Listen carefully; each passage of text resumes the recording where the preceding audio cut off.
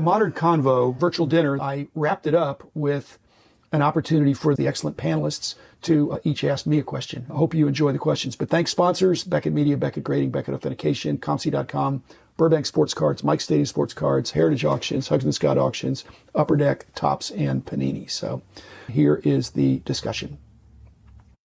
I'd love to hear the conversations on the retail aspect, trying to get cards outside of local card shops. The way we really want to do it is the card shop, I know, but the retail versions where they're not even getting to the shelf.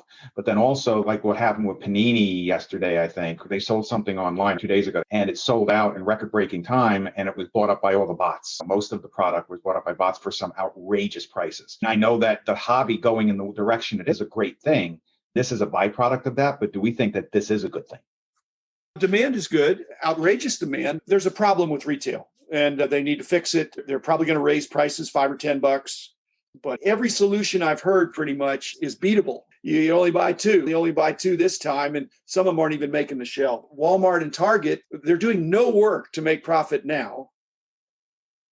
Why would you expect them to add friction to their process to do more work to make even less money if people don't do it? So I think it's a problem that'll get fixed. The companies are primarily concerned because the secondary market is where the big bucks are going, not to the primary market.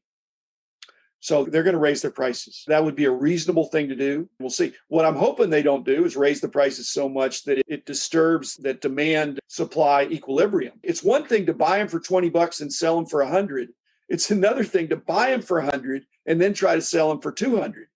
So at some point, people are going to say, whoa, I'm not going to do that. But that would be bad. Can I, real quick, I work in the sneaker world. I do partnerships for Sneaker News. We have almost 10 million followers on Instagram. Cards are starting to be more like sneakers. A lot of bots have eaten up a lot of those sneakers. And Jordan Brand used to sell the Jordan 11 in the year 2000 for $125. Then they raised it to 180. It's now 225 or 220. So they've continued to raise it. If they raised those to 300, they'd probably still get it, but they would get less people. A lot of those sneakers are actually reselling on the aftermarket for over $700.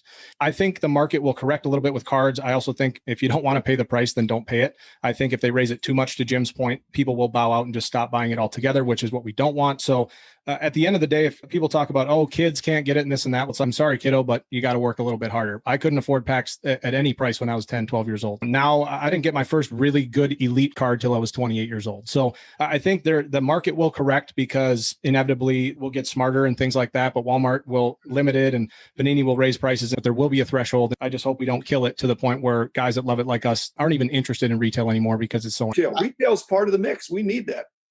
Look, they have so many different lines. If you take Panini, they have Hoops, Donruss, Prism, Mosaic. They keep all these premium stock, all yada yada. They should take certain ones and just print them to the hills and let those prices be the $20 a box and let those go out to the kids and wherever. So take Hoops and print them and tell people whatever.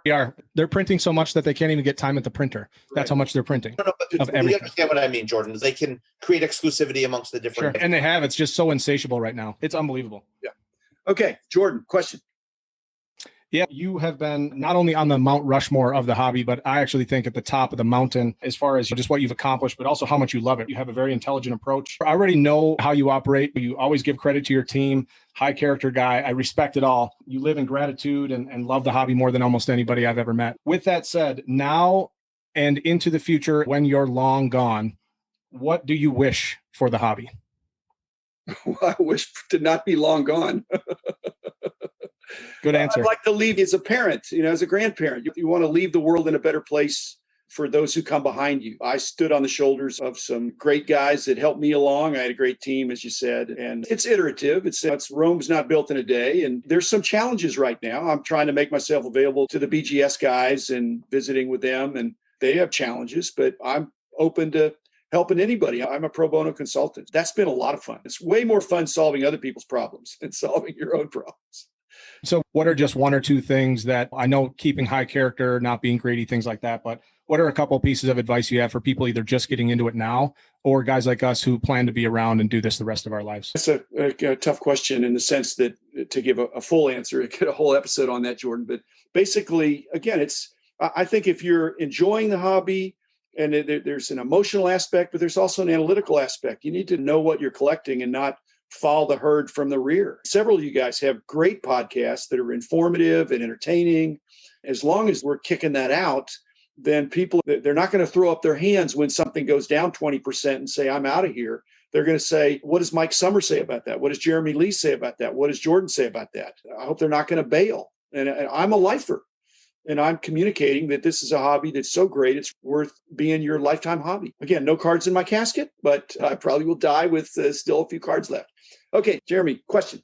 Sure. We've seen the hobby's attention go from basketball early last summer over to soccer, to Pokemon, to wrestling, to Marvel. Hockey has been doing well.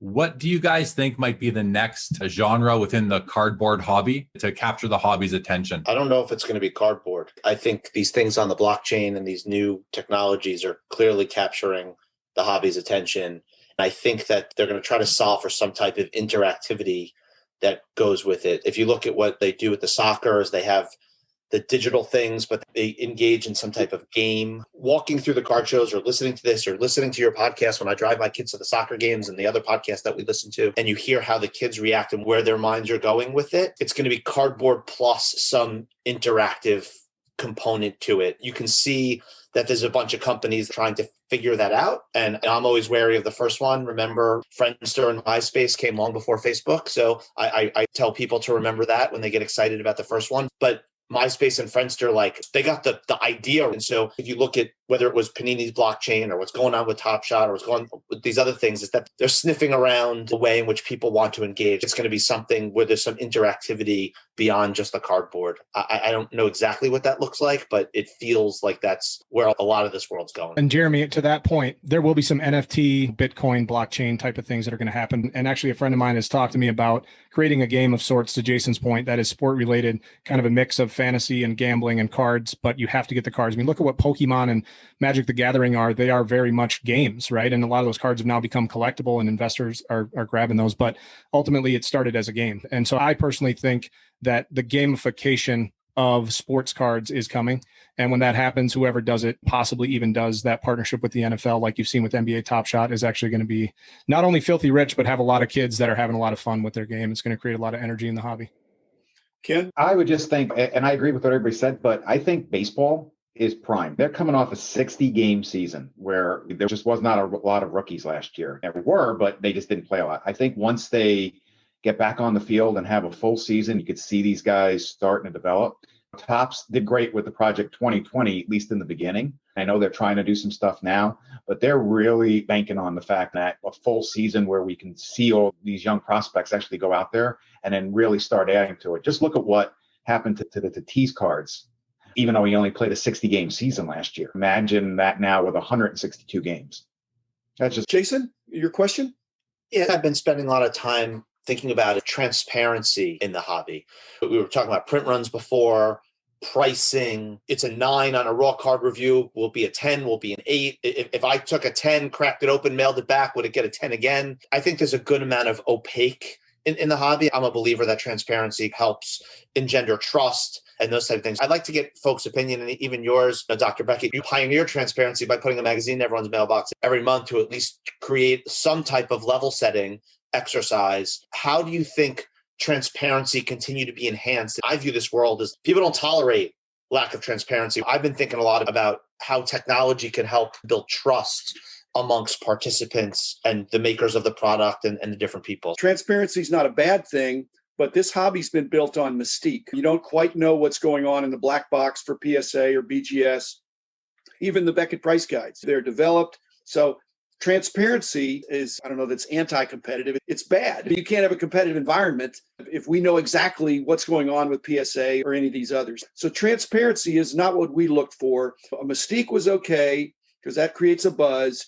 But to your point, we wanted a level playing field. And that's what our magazines try to do. A level playing field for dealers and collectors to have a fair exchange. It wasn't that it was transparent as much as it was apparent. It was there in black and white, and people could read off the same sheet. Jason, I think what you're maybe asking too is how do we build trust? Transparency is good. How do you build trust? How do you build credibility? That comes with time. Dr. Beckett started a magazine, and we ultimately all fell in love with it because the articles were awesome. The pricing was accurate. I think there are times for transparency, and there are times to just continue to build and trust. The reason I listen to Jeremy's podcast, Sports Cards Live, is he has great guests. He's got great knowledge. He's not afraid to share it. If it speaks to you in a certain way, you're going to keep listening, right? I think over time, what we're going to see in the next 2, 3, 5 years is going to be guys that come out rearing that not only have credibility and trust, but are like really on point out of the love of the hobby and to share and build trust. Card Ladder is one of those that are doing a great job. They're putting out great prices and they love the hobby. I know Josh and Chris have genuinely loved the hobby since the day I met them. And you know that their intent is pure. I know, Dr. Beckett, when you hired people and brought people along, you looked for character, you looked for intent, and you could tell that there might have been talented guys, but they were gone pretty quick because they just weren't aligned with your morals and your values. So I think that trust comes from aligning the morals and values and all of us getting on the same page as to what's important in the hobby, which is at times transparency, but is actually just having a high level of character and fairness, in my opinion.